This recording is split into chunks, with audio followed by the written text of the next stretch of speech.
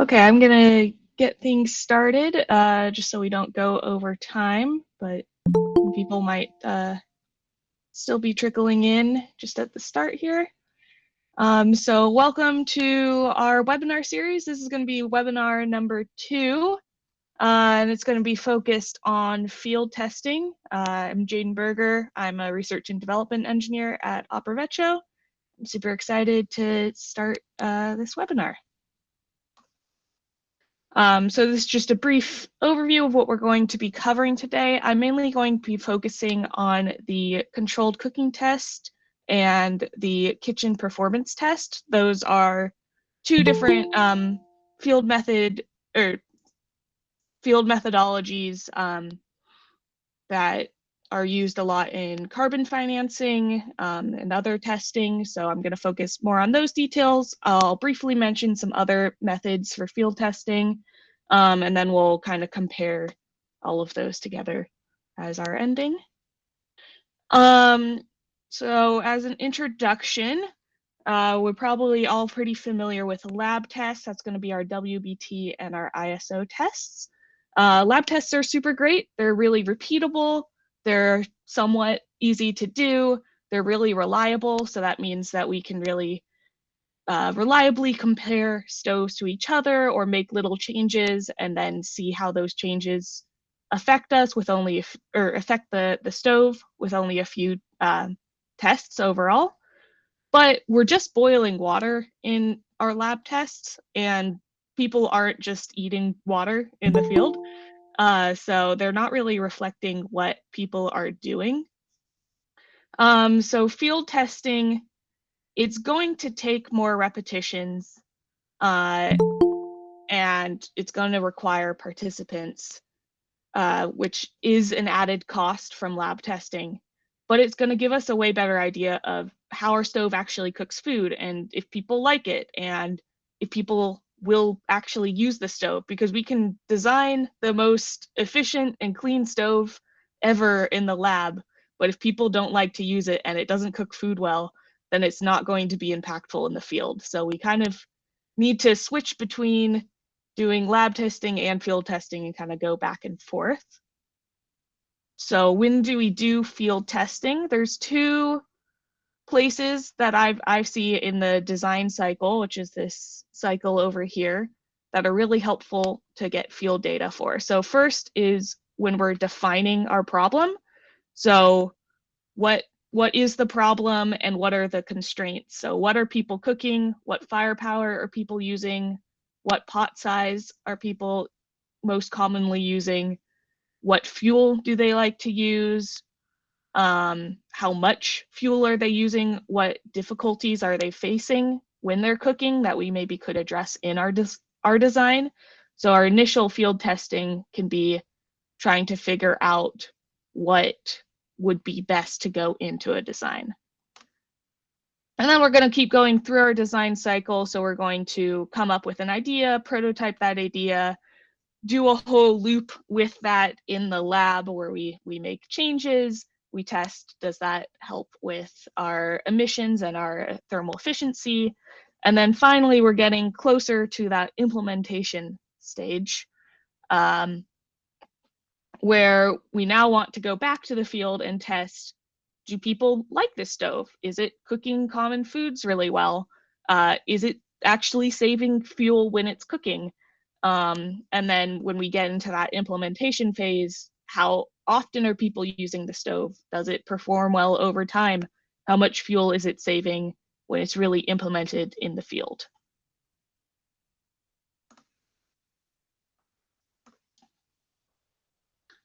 So the first test that we have is the controlled cooking test, otherwise called the CCT. We like to use a lot of acronyms.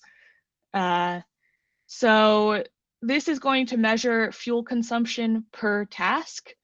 So the amount of fuel it takes to cook a specific amount of food. This one's kind of nice because you can do it in the lab, so you can get that emissions and real-time firepower data, but you could also do it in the field and kind of get a more real-life example of what's happening. This this test compares fuel consumption per task with a baseline stove and an improved stove. So you'll have to do the CCT with your baseline stove or have that data that's previously been done, and then compare that to an improved stove. And it's allowing for observation, so you're watching someone cook a meal, so you can see how is the cook using the stove? Was there enough power for the stove? Was there maybe too much power? Is the stove stable? Is it tipping over a lot? So it's really nice for getting that observation on real life cooking with the stove. So I'm going to go over the basic steps. Sometimes the details within these steps may change just a little bit, depending on where you're using your CCT or your KPT. Some methodologies may change the details just a little, but the basic steps, first we're going to find a cooking task. So we want to find a meal that is commonly prepared in the region where the stoves are going to be used. And for best results, we're really going to want to try and identify a few different common meals that are used, just so we can try different tasks and different cooking styles on the same stove. And then we're going to find some local cooks. So we should find people that are that know how to cook the meal that we've identified, and that are familiar cooking with the baseline stove and with the fuel that we want to test with. Again, for best results, we want to repeat this with multiple different cooks so we can get a variety of different people cooking. The test preparation, so we weigh all of the ingredients that are going to be used. Each time we repeat this test, we're going to be cooking the same amount of food every time. So we're going to have the same weight of ingredients every time, just to make it more repeatable. Then we're going to weigh the fuel, record the moisture content and species of the fuel, and record the dry weight of each pot. So this is a little different than the ISO and WBT test in that we may have multiple pots because we're cooking a meal, so we may be cooking in multiple different pots. Then we're going to make sure that we explain what we're doing to the cook. And then finally, let the cook start. At this point, the cook's going to cook the meal, and we're going to let them light the fire and tend to the fire how they would see fit. We're not going to kind of micromanage that part because that would change the test. So we're going to let them prepare the meal. We're going to make observations. We're going to record the cooking process. And then when they're done, we can record the end time, the weight of the food and the pot, so how much food was cooked, and any remaining fuel or remaining charcoal. And then we can enter all those measurements and calculate the results. So this is just a little screenshot. There's an Excel document that goes along with the CCT where you can enter all of your data, and then it will give you your results, which is pretty nice. You can also make your own. And then, of course, we're going to repeat this test. The exact number is going to really depend on what you're using it for. Kind of the basic ballpark is usually about 9 repetitions. So 3 cooks, 3 tests each per stove. So that would be 18 tests if you're comparing a baseline stove and an improved stove. But of course, the more repetitions we do, the more cooks we have, the more meals that we're making, the more certain we can be of our results. So what exactly is calculated is going to be specific fuel consumption. So that's going to be how much wood you use, the weight of wood, over the weight of food cooked.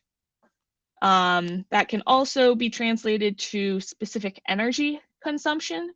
So that's the weight of fuel times the calorific value of your fuel over the weight of food cooked. are the two main metrics that we're reporting with our CCT, and then looking at that before and after for those specific fuel and energy consumptions. And then here's some tips and tricks that I've learned along the way, or that Operacho's learned along the way, just to maybe save you some time in the long run. So we really want to make sure that we're describing what we're doing, what we need to measure, what is the purpose of this test to the cook before we start the test. This makes it a lot easier to get required measurements. If the cook doesn't know what we need to measure, you might look away for a second and they've thrown out the water that you need to measure, and you'll have to repeat the test some other time. So you really want to kind of make sure they understand what's going on.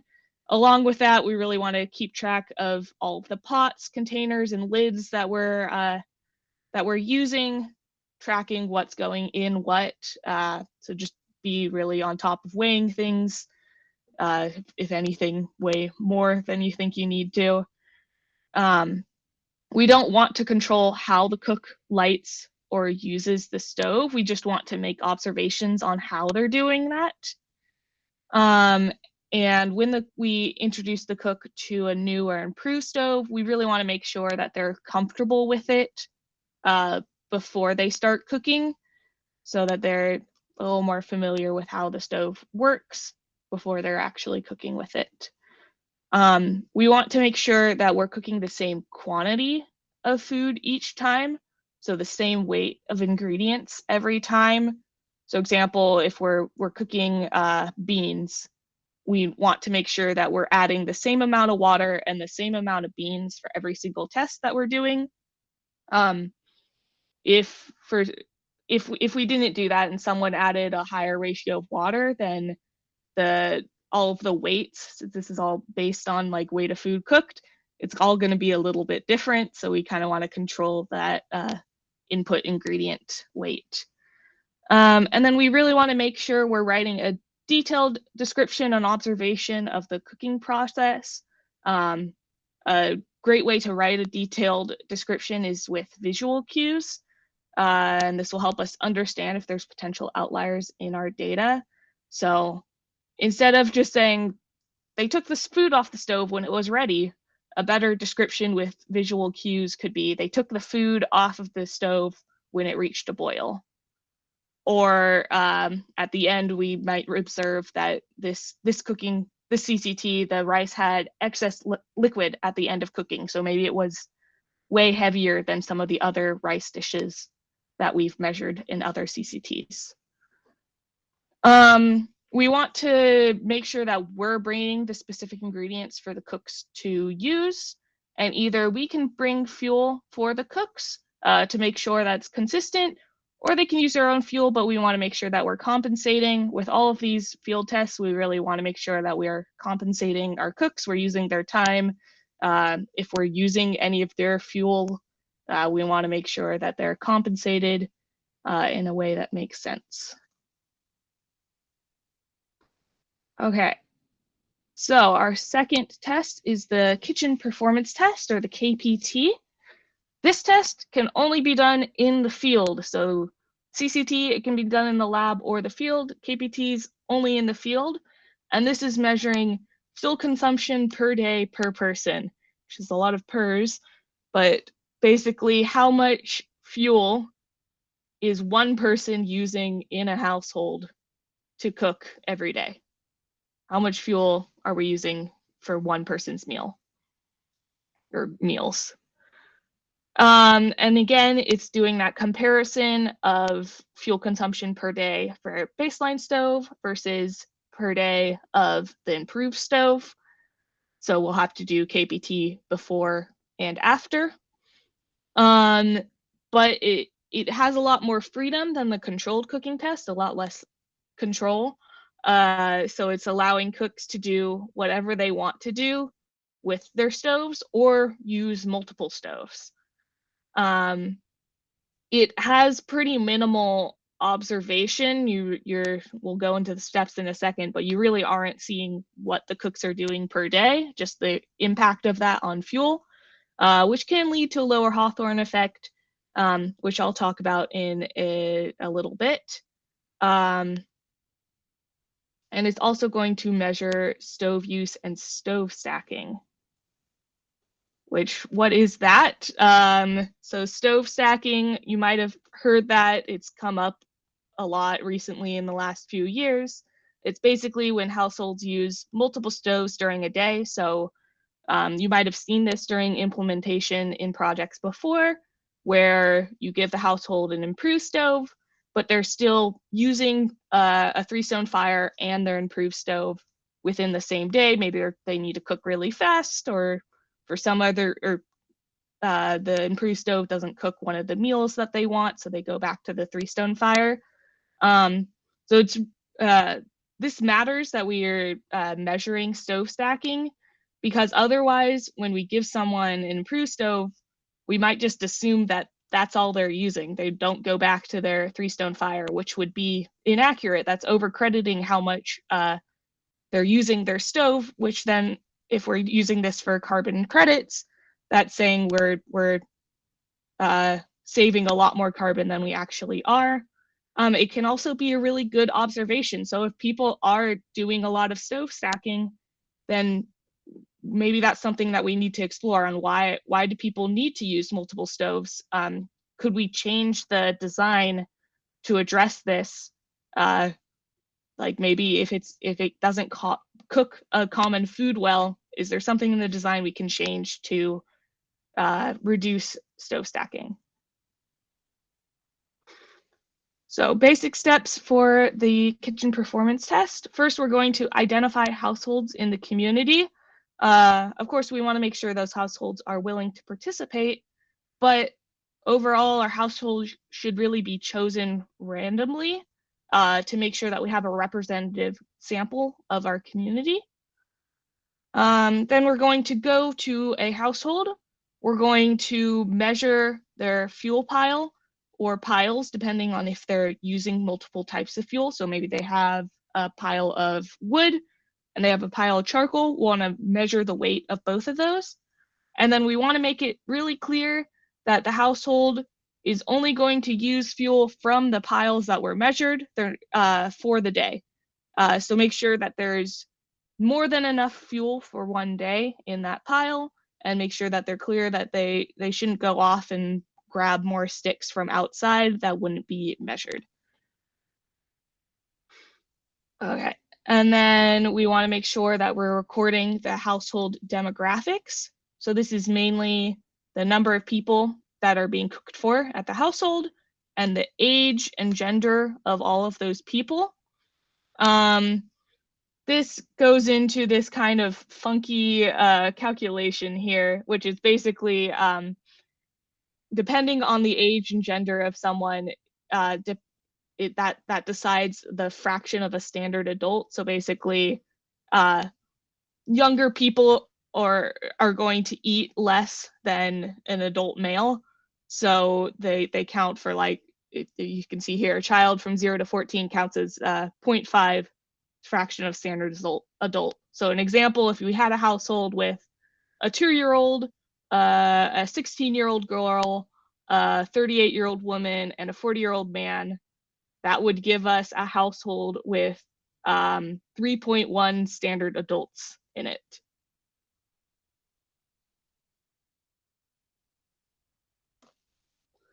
Okay, so after we've done that, we're going to leave for the day, and we're going to return in 24 hours, and we're going to weigh those fuel piles again. So we should see a difference in weight as they've used the fuel. And then we're going to ask, were there any demographic changes? Maybe someone came home from school, so there's one more person in the house, or someone left for the day. We don't know. And then we're going to make new fuel measurements. So if they need to add more fuel to the pile, then we will weigh that added fuel and let them add that to the pile. And then we're going to repeat this. So usually we're going to repeat this 3 times per household. And then we're going to repeat this for households, for the number of households, that's kind of going to depend on what you're using it for. Again, usually I've seen like a minimum of 100, but that really depends on the size of the community and what you are using this for. And then again, repeating between that baseline and improved stoves. And depending on what it's using for, we may have to repeat that improved stove KPT every year. So that may sound like a lot of measurements. That's a lot of repetitions here, and a lot of days of coming back to each household. There are some ways to reduce that work. So the digital KPT makes sure that lets us use electronic sensors. So that allows for us to put sensors into the household and basically come back in 3 days and have that KPT for the household completed. So there's two main sensors here. There's a fuel sensor, which gives a continuous weight of fuel. So you would attach your fuel to this sensor here, and it would show when people are taking off fuel or adding fuel to the pile. And then the exact sensor, which measures if the stove is on or not. So if the stove is hot and in use, or if it's room temperature and not in use. So that gives us better data quality, because now we kind of have someone on the inside that's seeing that if households are complying and using fuel from the fuel pile and putting that in the fire. So you could see like, oh, someone took off fuel, but the stove never turned on. So we wouldn't count that as fuel used in the stove. And just allows for more finite observations. How long are people cooking? What times of day are people cooking? Which stove are they using at different times? So if they have multiple stoves and they're doing stove stacking, when are they using what stove? And then we can have a measured Hawthorne effect, which I will talk about in one more slide. So this is just kind of an example setup here. So you can see this fuel sensor with the fuel hanging from it, and then the exact sensor is attached to the stove.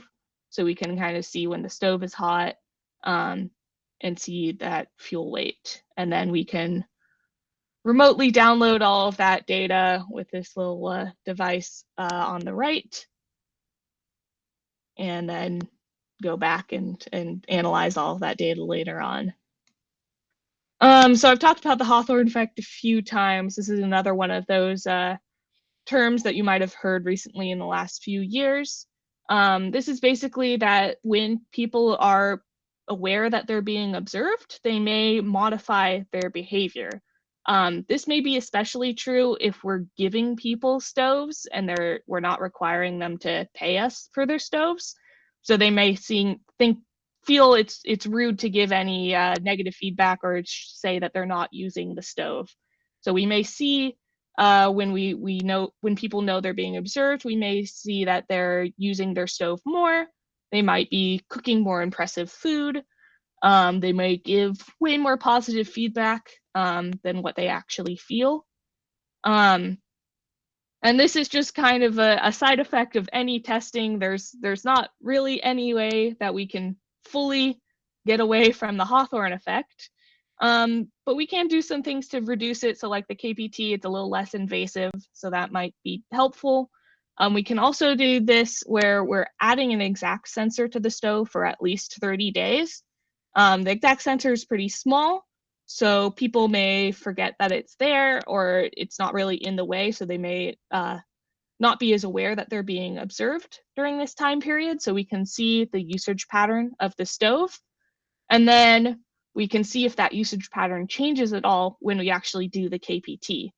So we can see if they're actually using the stove more when we're doing a KPT and they're super aware that they're being observed. And we can factor that into our fuel savings.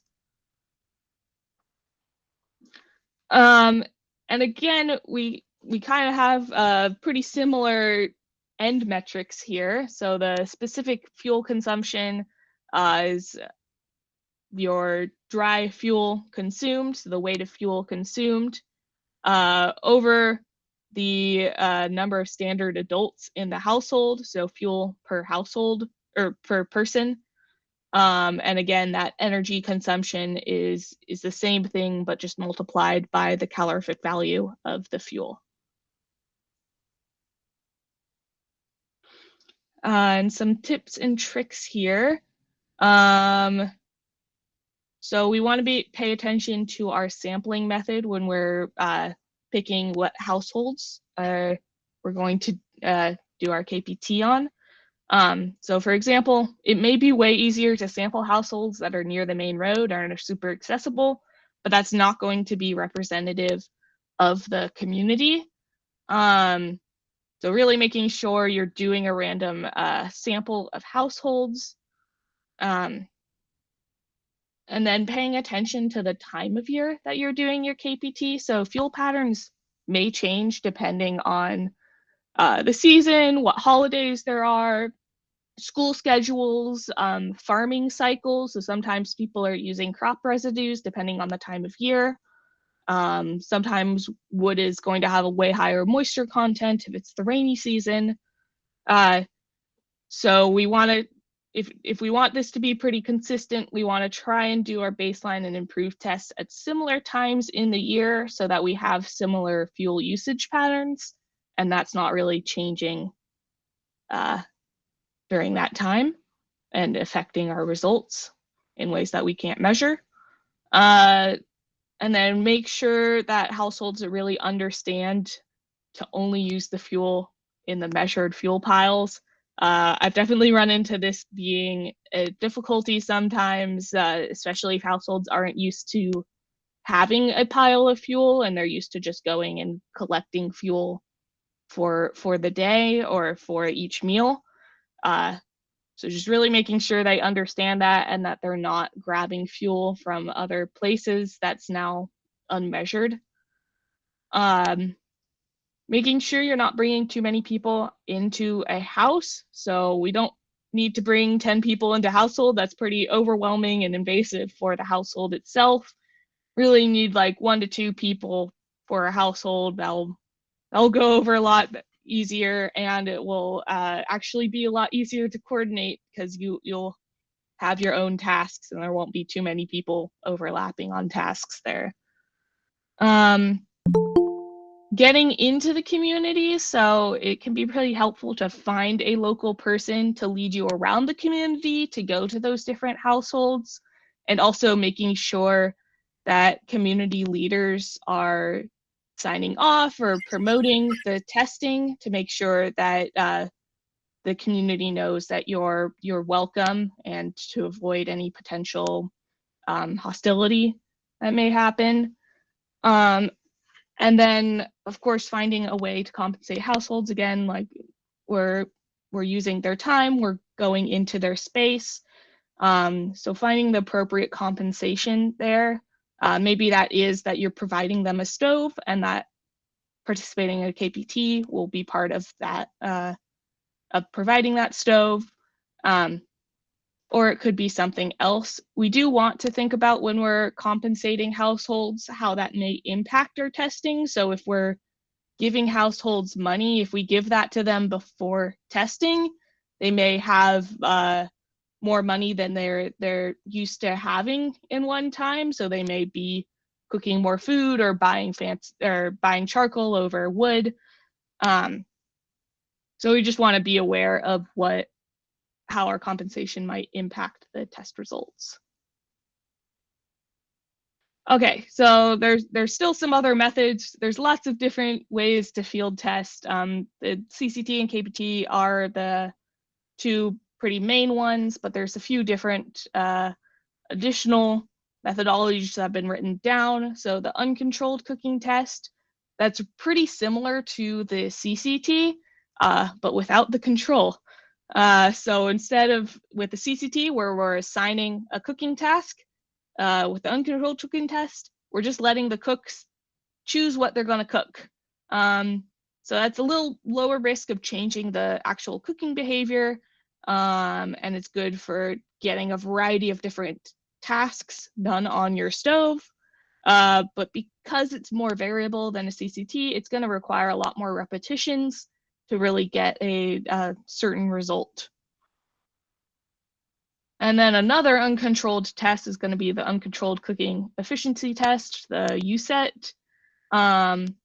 So unlike all these other ones that are measuring fuel per task or fuel per day, this is also measuring thermal efficiency, like you could measure in your lab, which requires some additional measurements like the temperature of each ingredient, which could be a little more invasive of a test because you have to stick a thermocouple in someone's food, which is some people might not like that.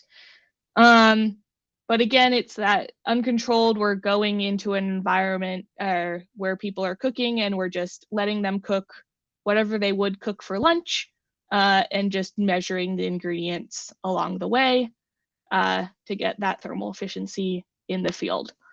And again, because it's uncontrolled, it requires a lot more repetitions because it has a lot more variables that are uncontrolled. There are also some other methods for field testing that aren't like official written down methods, but field testing is really meant to meet your needs.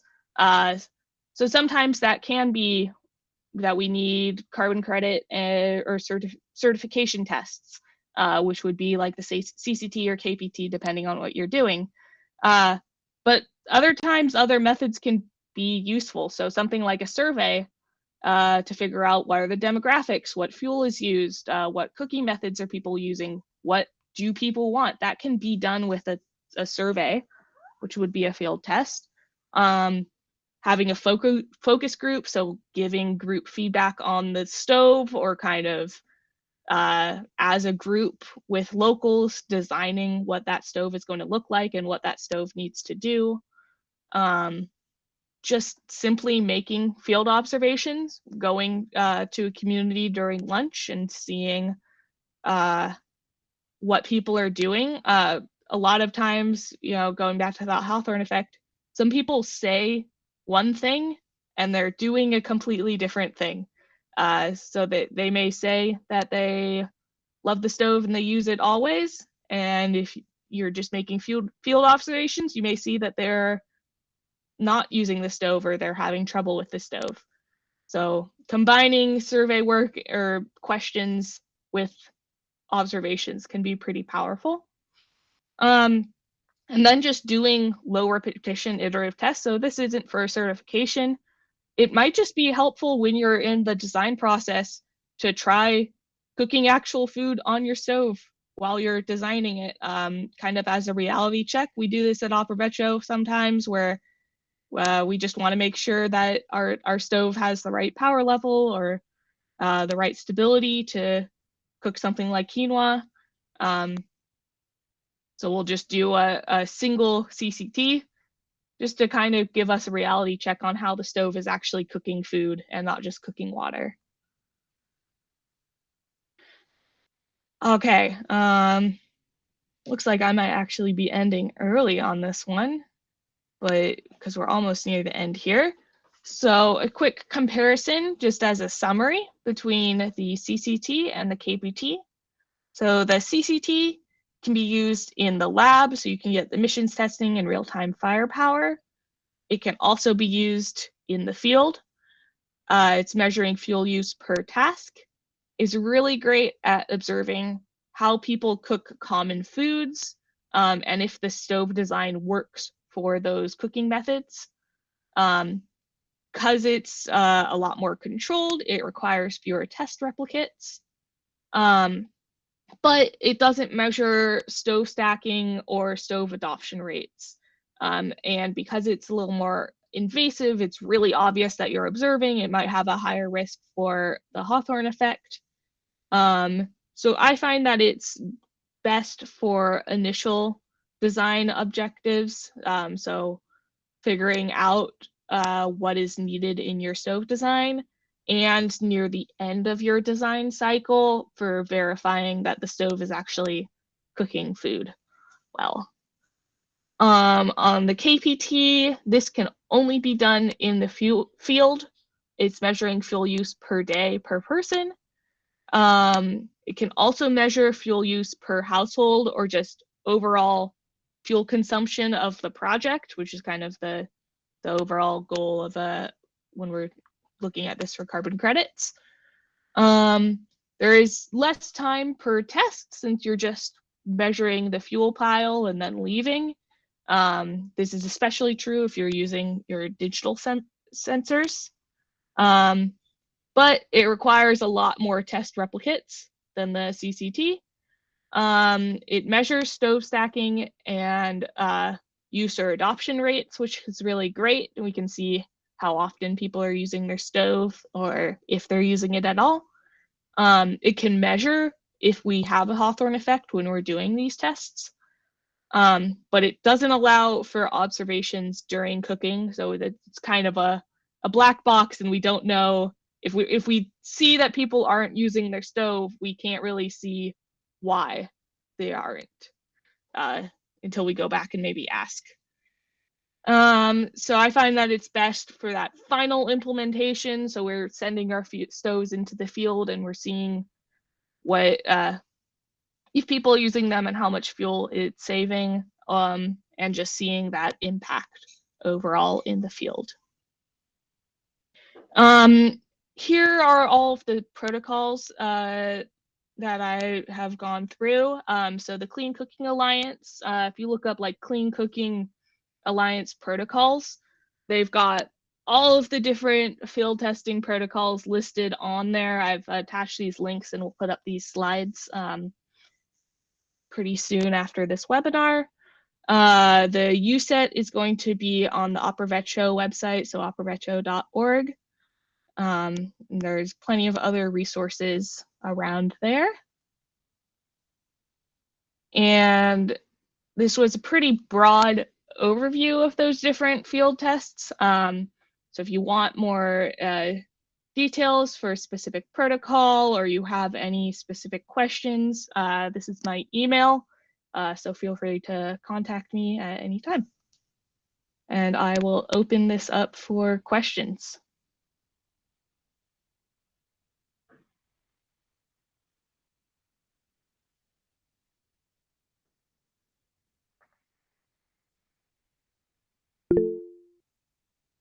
Yeah, Camille.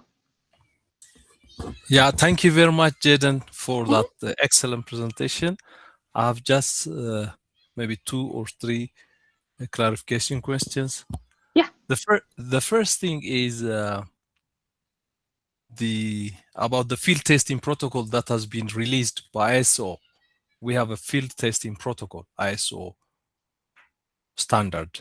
So right. what is the relation between the CCT, KPT, and the field testing? I was thinking that now we are moving to the ISO field testing protocol. From my understanding, and someone can correct me if I'm off on this, where I've seen most carbon credit methodologies are going to be focused on the CCT and the KPT. I believe that ISO field testing protocol, it's focused on a lot on the emissions testing in the field, which is its own thing and can be a little difficult. Yeah, I did not cover that one, but we could talk about that more if you're interested. Okay. I think if we have one standard, that will be nice. And about the stove stacking you're presenting earlier, how can we consider this stove stacking in our KPT evaluation? How are we going to do it? Yeah, so there's 2 ways to consider it. Go back here. So the first way, if we're doing just a manual KPT, then we're just measuring the fuel pile that people are using. And And then we're not necessarily telling them that they have to use it in a specific stove. So if they're using 2 different wood stoves, we'll just see that the fuel pile weight changes. So we actually can't specifically see in that case which stove they're using, but we are measuring overall fuel use in the household, which is independently of just a single stove. So it's where it's different than a CCT, and a CCT is just saying if they use this stove, then they're going to save this much fuel per task. In a KPT, we're saying, well, we think they're using this stove, but they could also be using any other stove, and this is how much fuel with all of those variables included they're using per day. With a digital KPT, we would actually put one of these exact sensors, these thermo sensors, on each stove in the household. So if a household had 2 stoves, we would have to have 2 exact sensors for that household. And then we could see exactly in the real-time data for these exact sensors when each of those stoves is being used. Okay, thank you, Jaden. I was thinking of a kind of ratio. I mean, since we don't know, we cannot exactly predict. Like, if a household is using a 3-stone fire and an improved cook stove as stacking, then are you Yeah, going to have? the only way you would get that ratio would be with that exact sensor, where you could tell when they're using each stove and how much fuel went into each stove with the fuel sensor. That's the only way out. Yeah. Okay. Thank you, Jaden. I guess you could do separate fuel piles for each stove. Might get tricky. And some methodologies just make you do a discount if you don't measure. Yeah.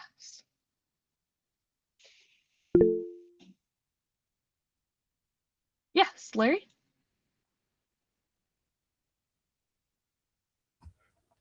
I was wondering if there's a way of measuring the time it takes to cook the food, the active time, like if you had to keep feeding wood into the stove, or you had to stand over the stove and keep mixing. If you had some measure of the time it took to cook the food, that might be correlated with the adoption of a particular stove. Yeah, that's probably something that you could measure when you're doing the CCT, since that's a pretty direct observation test.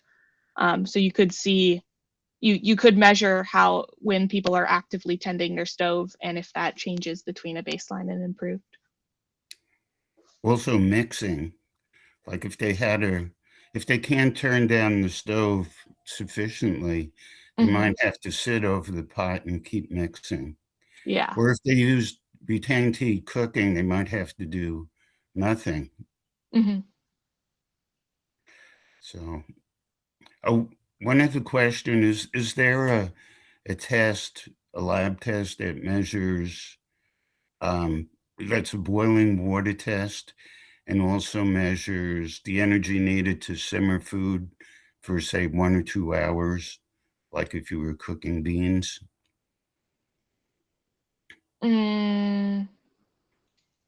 Not that I'm aware of. The main 2 are going to be that WBT and the ISO test, which both have a low power simmer phase, but they're both for 30 minutes. Because if you're cooking beans, the simmering could take a lot more energy than bringing it up to a boil. Yeah, so there is like the WBT has a simmer phase, so you bring it up to a boil and then maintain it at a simmer for 30 minutes. And the ISO test has a low power phase where you're just operating it for 30 minutes at low power. And so you can measure the thermal efficiency during that time, and that should stay more or less the same for the remainder of the test. Those are both done at the end of the test, so it's the stove should be warm at that point. So you're not, it should be a pretty steady thermal efficiency. Lots of foods have to be simmered for a lot longer, like beans or mutton. Yeah, but that just measuring that 30-minute time period, you'll get the thermal efficiency, and that should maintain a similar thermal efficiency for like 2 hours. So if you have 50% thermal efficiency, it should still remain that way about for 2 hours. You know, can we stick to field testing questions, please? Some comparison to using retained heat cooking, because then you'd be using zero fuel for simmering. And hey, Larry, can we focus on field testing? Oh, okay. Sorry. No, it's fine. If you want to email me with questions, feel free. Okay. I'll go back to that. My Thanks. email. I enjoyed your presentation. Great. Does anyone else have questions? I have a couple. Hey, Jaden, thanks for the presentation. Hey, I'm curious, a show of hands, how many people are actually going to be conducting kitchen performance tests from people here in the audience? Because I have an offer if there are people who are actually going to be conducting. I'm trying to start a listserv of people who are actually conducting KPTs, just so we can all, because there's a lot of the stuff that comes up in the field, and I'd love to have a conversation about it instead of like, because the protocols leaves a few things out. So I guess I'm curious. I guess I'm going to offer, I'll put it in the chat. If you're going to be conducting KPTs, send me your email. Email me if you want to be part of a listserv. But it's only going to be for people who are actually in the field conducting KPTs. I'll put my email in the chat. And then one little question I had, something that comes up for us all the time in the field, is that in Central America, people often have workers over that have lunch, but that's all they do. They have lunch. So we'll often come to the field and they'll be like, how many people ate lunch? And the family size is 3 or 4, but there's 10 people that ate lunch. And so we weight it, but I'm curious if the methodologies or if anybody has thoughts on what to do when you get 10 people for one meal. It's certainly not fair to count them as eating 3 meals, but you don't want to not count them. Yeah, my initial sense would be to weight it as well. So just discount that they're only there for 1 meal. Yeah. Thanks, Jaden. Yeah. I see one question in the chat about the sensors. So the ones that I showed are by Climate Solutions Consulting with Olivier, which is a French company. And so they have all their sensors there. Those are the main ones that we use. There may be others that exist, but those are the main ones we're aware of. Geoscene. Yeah, Geoscene. There are SUMs as well. Yeah, like Geoscene. And we co-developed the fuel sensor with Climate Solutions Consulting.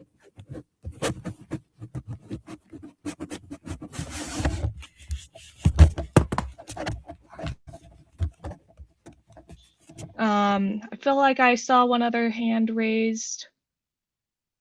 It's not on here anymore. Does anyone else have any questions? I think it was Simon.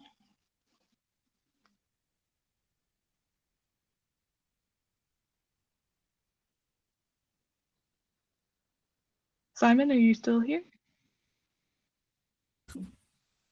Yeah, yes, thank you. Sorry, I mean, it's not exactly on field testing, it's more on methodology, so I wouldn't like to go off topic. I think if no one else has any field testing questions, we could cover it pretty quickly and then end for the day. Okay. It's about the CCT. So when we use in the meter methodology, we will in the end calculate a mean value for the specific energy consumption for each meal menu, let's say. So we choose a menu which is representative of the population, and then we cook cook it, and then we measure the consumption, but then we make an average. But in reality, the people in the field, they are stacking stove in a specific way. I mean, they are not cooking the whole menu with the project stove and the whole menu with the baseline stove. They are actually cooking some specific food with the project stove and other specific food with the traditional stove.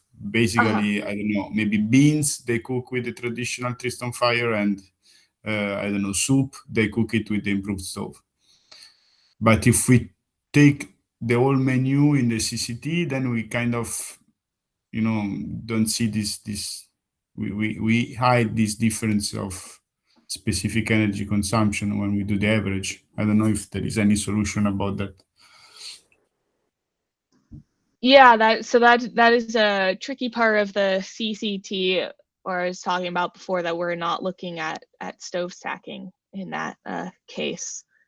So it may be helpful to pair that with a KPT. So in the field, you can see what people are actually using each stove for, just the fuel use, or maybe trying to think about finding a meal that would be fully used with the stove. I'm not sure that I'd have to think about that.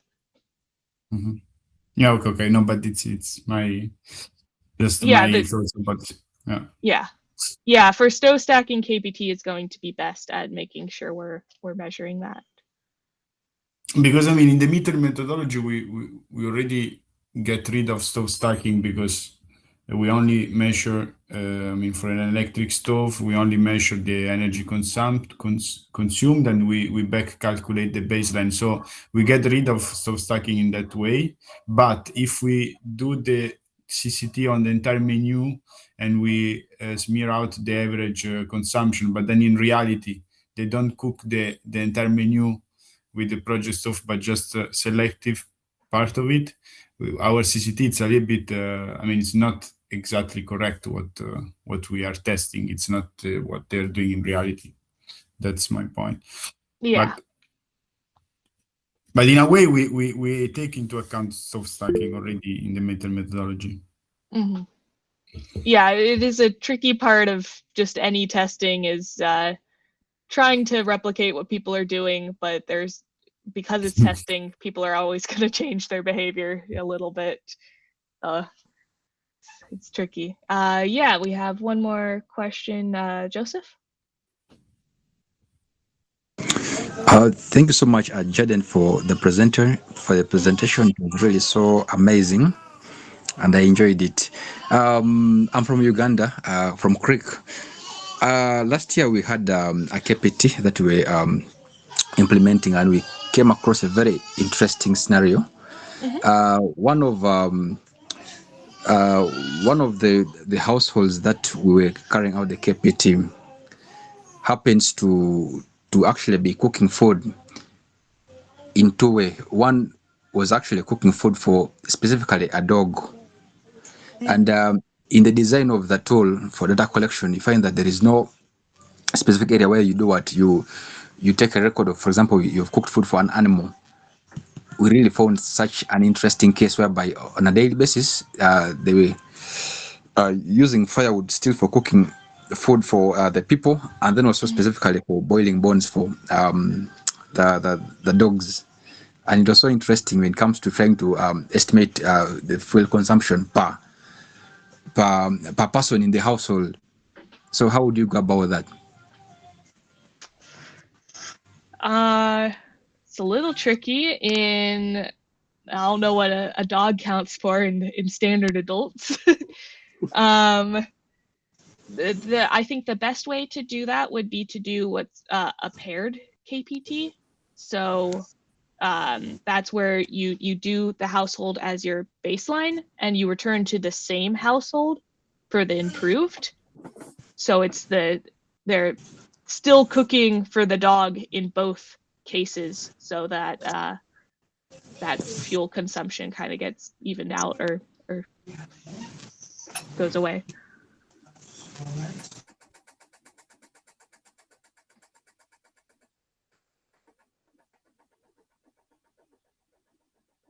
Okay, anything else or?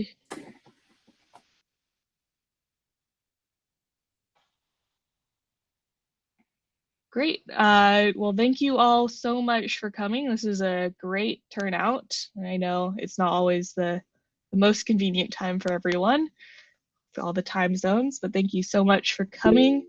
Mike, do you have one last question or? Okay. No, I was trying to give a thumbs up and accidentally gave a hands up. Okay.